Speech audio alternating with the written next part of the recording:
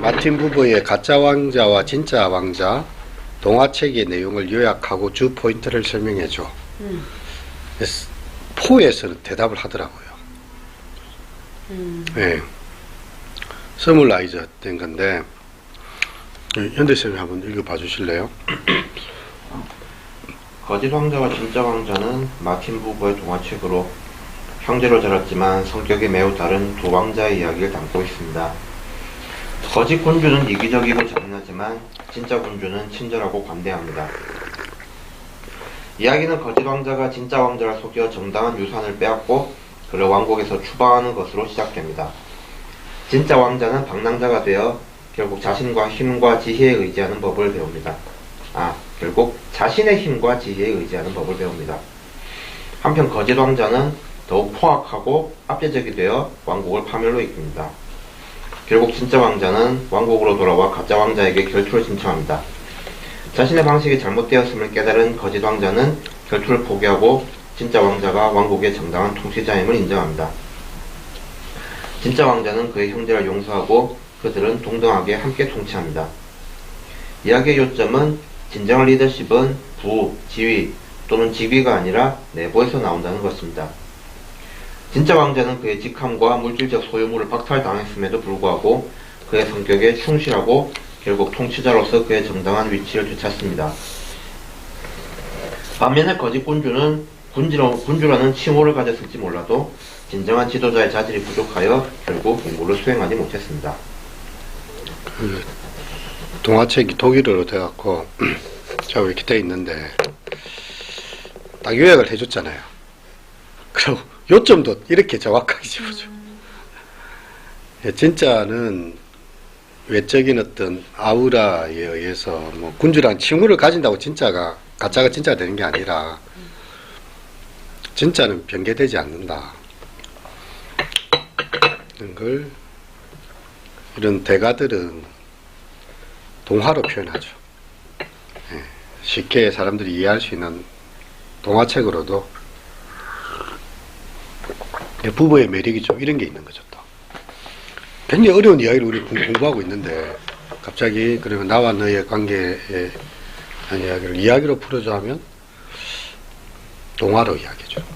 진짜가 뭔가 진짜가 뭔가 이게 포 증가니까 이제 이렇게 대답이 나와요.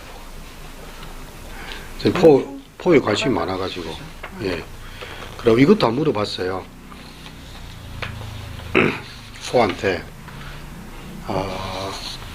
나와 그것의 관계를 그는 을을 세 가지 관계 자연과 인간과 신과의 영적 세계의 관계로 도표화 시켜줘.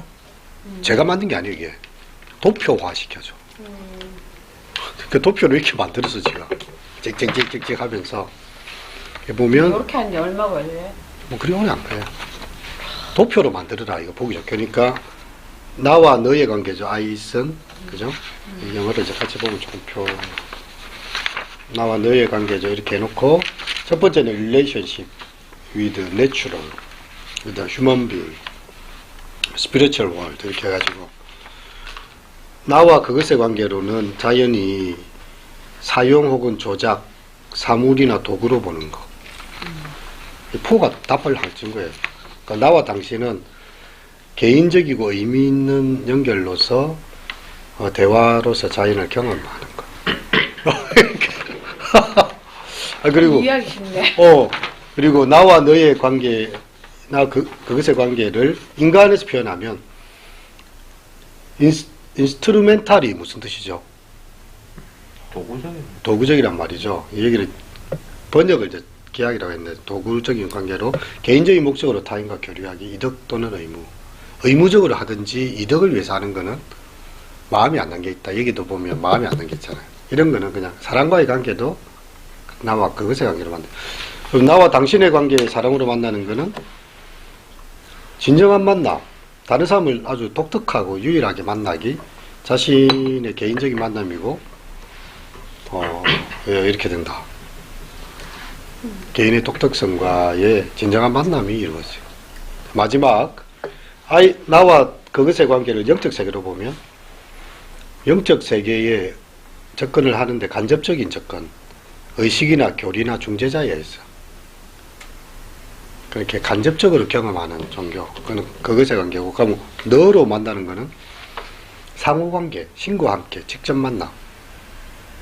이렇게 이거는 제가 뭐 각색을 한 게 아니고요. 그냥 그대로 뽑은 거예요. 그냥 프린트 알기 쉽게 표를 그려줘. 이렇게 만들어내요. 명쾌하죠, 좀. 놀랍다. 그러니까 GPT-3에 3.5에서 썼던 언어가 3,000개 정도, 3,000개 정도의 단어를 안에서 움직였다면 GPT-4는 25,000개. 이게 또 그레이드를 시켜놓은 거예요. 그러니까 잘 모르는 내용을 질문하면 제가 이렇게 요약을. 그러니까 사실 우리가 나와 그것의 관계, 그 언어가 있었고, 자연, 인간, 영적 세계. 이게 약간 이제 세계에 대한 의무이죠. 이걸 이제 통합시켜준 거예요. 목표. 그냥 우리보다 더 공부를 많이 했네, 갑자기. 네, 공부를 더 많이 했어요. 그 사이에. 이게 지금 3.5 버전을 지금 여기 다 본 거고요. 오늘 질문 4에서는, 이게 4에, 그거 3.5로 했거든요. 자, 이거, 질문을 우리, 유현재 쌤이 질문 4를 영어로 한번 읽어주시면. If you read 김춘수's poem Flower as Martin Buber's philosophy, 네. 바람 좋아. 예, 김춘수의 꽃이라는 시를 마틴 부버의 철학으로 한번 읽어봐라. 그래서 이제 꽃을 제가 읽어볼게요. 그러면 이제 GPT로 책방지님 나중에 설명해 주시면 됩니다. 꽃. 내가 그의 이름을 불러주기 전에는 그는 다만 하나의 몸짓에 지나지 아니하였다. 내가 그의 이름을 불러주었을 때 그는 나에게로 와서 꽃이 되었다. 내가 그의 이름을 불러준 것처럼 나의 빛깔과 향기에 알맞은 누가 나의 이름을 불러다오. 그에게로 가서 나도 그의 꽃이 되고 싶다. 우리들은 모두 무엇이 되고 싶다. 너는 나에게 나는 나에게 잊혀지지 않는 하나의 눈짓이 되고 싶다. 이렇게 보면 하나의 몸짓에서 하나의 눈짓으로 옮겨가잖아요.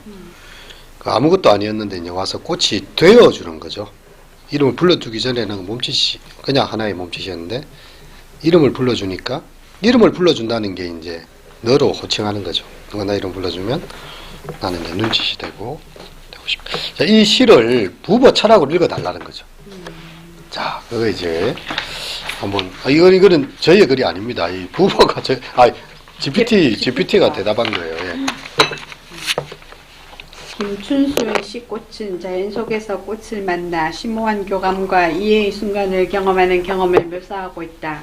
여러 면에서 이 시는 다른 존재와의 진정한 만남을 통해서만 진정한 연결과 이해가 이루어질 수 있다는 마틴 부버의 나, 너 관계 철학의 구체화로 읽을 수 있습니다. 다음은 부버 철학의 렌즈를 통해 꽃을 해석한 것입니다. 김춘수 시의 꽃은 그저 멀리서 바라보거나 감상하는 대상이 아니다. 대신 화자는 꽃과의 교감을 경험하고 꽃을 자신의 내적 삶과 의미를 지닌 독특하고 신성한 존재인 당신으로 인식합니다. 꽃과의 만남은 단순히 감각적인 경험이 아니라 화자가 꽃의 고유한 가치와 존재의 아름다움을 인식하는 영적인 경험입니다. 이 만남의 순간에 화자는 꽃과의 깊은 연결감과 이해를 경험합니다. 그들은 자신을 더 크고 상호 연결된 전체의 일부로 인식하며 각 존재는 고유한 역할과 의미를 갖습니다. 꽃을 만나는 경험은 개별적인 경험이 아니라 화자가 꽃의 중요성과 존재의 더 큰 그물망에서의 위치를 인식함으로 공유하는 경험입니다. 전반적으로 김춘수의 시 꽃은 다른 존재와의 진정한 만남의 중요성과 이러한 만남의 영적, 윤리적 함의를 강조하는 마틴 부버의 나, 너 관계 철학을 구현한 것으로 읽을 수 있다. 이 렌즈를 통해 시는 각 존재의 아름다움과 중요성, 그리고 우리 주변 세계와의 진정한 연결을 배양하는 것의 중요성을 상기시킵니다. 만약 우리가 대학생한테 부부 철학을 가르치고 꽃과 연결해서 한번 해석을 해봐라. 이 정도 글이 나오면 못하지. 못할 것 같아. 에이뿔! 와! 나도 뭐, 다른 생각해냈구나. 그죠. 마틴 부버 철학의 렌즈. 딱 이런 식으로 이제 표현도 비유적으로 잘 쓰고 있죠. 근데 이게 보니까 어떨 때는 입니다. 그렇죠, 어떨 그렇죠. 때 있다. 이렇게 쓰네요. 이게 이제 영어로 된 걸 이제 하다 한글로 보니까. 번역시키다 보니까 그 사이에 이제 똑똑하다 네, 그러니까 그게 지금. 있는 거죠. 조금 이 시와 부버의 나와 철학이 좀 그대로 와 닿으십니까? 좀 정리가 된 것 같습니까? 그러니까 이 정도로만 이해해도 네. 그렇죠. 그냥 감상하는 대상으로서의 존재가 아니라 꽃과 만나고 있다는 거, 감각 이상의 영적 경험을 하고 있다. 이게 이제 부부가 말했던 자연과의 교감이 이루어지는 장면이죠. 그렇다면 질문 5번째는요. 우리 아인 책방에 처음 들어오면 꼭 만나게 되는 책이 있어요. 많이. 어린 왕자입니다. 이 어린 왕자, 생덱지베리의 어린 왕자와 여우죠. 여우, 특별히 여우같이 있잖아요. 그것을 마틴 부버 나와는 개념으로 설명해 주세요. 딱 이렇게 이제 딱 들어갔습니다. 철학으로 이제 문학을 읽는 거죠. 그 내용을 우리 유 선생님께서 한번 읽어봐 주시겠습니까? 여기네요. 앙뚜앙. 앙뚜안 드 생텍쥐페리의 어린 왕자와 여우에서 어린 왕자는 다른 사람과 의미 있는 관계를 맺는 것의 중요성에 대해 가르쳐주는 여우를 만납니다. 이 만남은 다른 존재와의 진정한 만남의 중요성을 강조하는 마틴 부버의 철학인 미엔유, 이히안 다오죠? 의 렌즈를 통해 볼 수 있습니다. 어린 왕자가 여우를 처음 만났을 때 여우는 어린 왕자에게 길들이기를 부탁합니다. 처음에 어린 왕자는 여우가 길들인다는 뜻을 이해하지 못하지만 여우는 길들인다는 것은 두 존재 사이에 유대를 형성하는 것을 의미한다고 설명합니다. 이 유대감은 단순한 가축화에 관한 것이 아니라 상호 신뢰와 보살핌을 바탕으로 관계를 형성하는 것입니다. 여우는 자신이 길들여지면 더 이상 어린 왕자에게 다른 여우와 같이 않을 것이라고 설명합니다. 그는 독특하고 특별할 것이며 어린 왕자도 그에게 독특하고 특별할 것입니다. 이 만남을 통해 어린 왕자는 다른 존재들과 의미 있는 관계를 맺는 것의 중요성을 배웁니다. 그는 진정한 연결에는 노력, 헌신 및 취약성이 필요하다는 것을 배웁니다. 그는 또한 진정한 연결이 피상적인 상호작용에서 찾을 수 없는 기쁨과 성취감을 가져다 준다는 것을 배웁니다.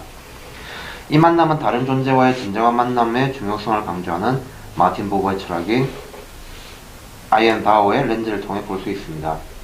부버는 진정한 연결과 이해는 양 당사자가 완전히 존재하고 관계에 참여하는 타인과의 진정한 만남을 통해서만 달성될 수 있다고 주장합니다. 여우처럼 부버는 의미 있는 관계를 만드는 데 있어 상호 인정과 존중의 중요성을 강조합니다. 전반적으로 어린 왕자와 여우의 만남은 타인과의 진정한 만남과 의미 있는 관계의 중요성을 강조하는 부버의 철학인 나와 너를 구현한 것으로 볼 수 있습니다. 자, 어떻습니까? 대단하다. 네. 우리 이렇게 연결을 못 지었었는데.